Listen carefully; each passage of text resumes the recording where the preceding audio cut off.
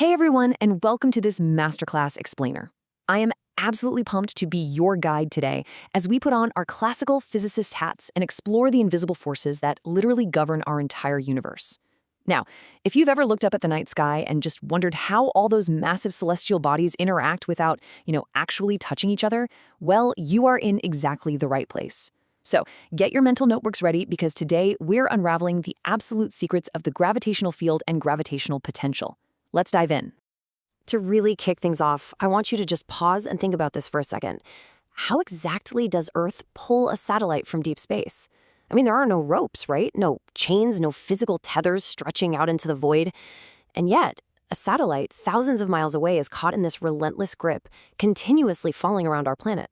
How does that influence cross such vast, completely empty distances? Okay, let's try to visualize how this actually works.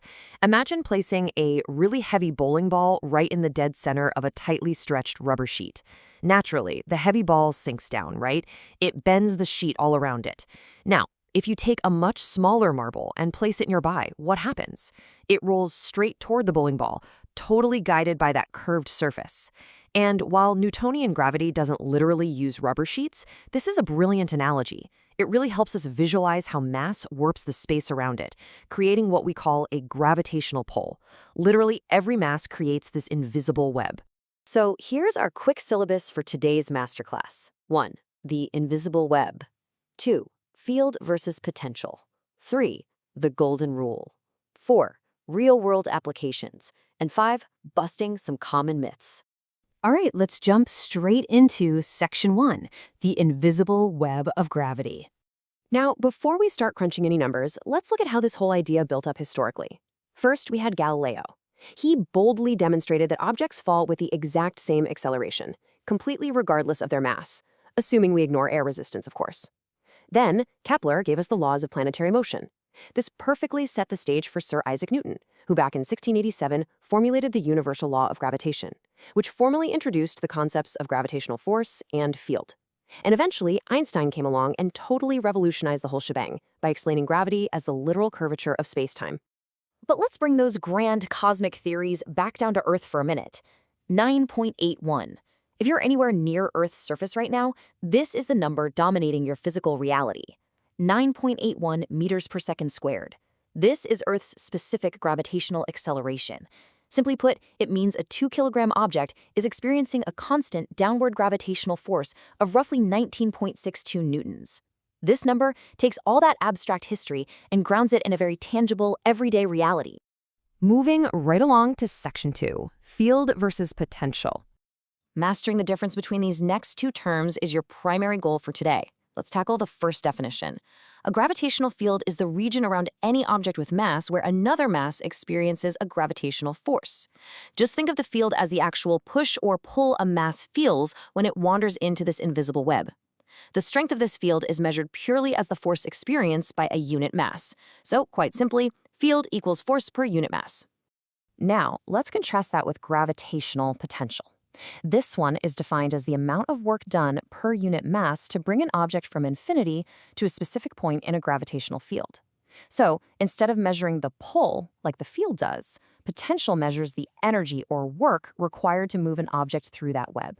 It's all about the energy. Notice the huge distinction in how we visualize these properties. The gravitational field is a vector quantity. That means it has a specific direction. It's always pointing toward the mass creating it. Gravitational potential, on the other hand, is a scalar quantity, no direction whatsoever. It just describes how much gravitational energy exists at a given location. Think of this as your perfect mental cheat sheet to lock into your memory. Gravitational field, that's represented by a lowercase g, it's measured in newtons per kilogram, and yes, it definitely has a direction. Gravitational potential, that's a capital V, measured in joules per kilogram, and nope, absolutely no direction. Just keep those two distinct in your mind and you are golden. Okay, on to Section 3, the golden mathematical rule. You see, these two concepts are intimately connected by one of the absolute most important relationships in all of classical mechanics. G equals negative dV over dr. What this means, translating into plain English, is that the gravitational field equals the rate at which potential changes with distance. Put simply, the steeper the change in potential, the stronger the gravitational pull. It's like a hill. The steeper the slope, the faster you roll. And the field always points toward the direction of decreasing potential.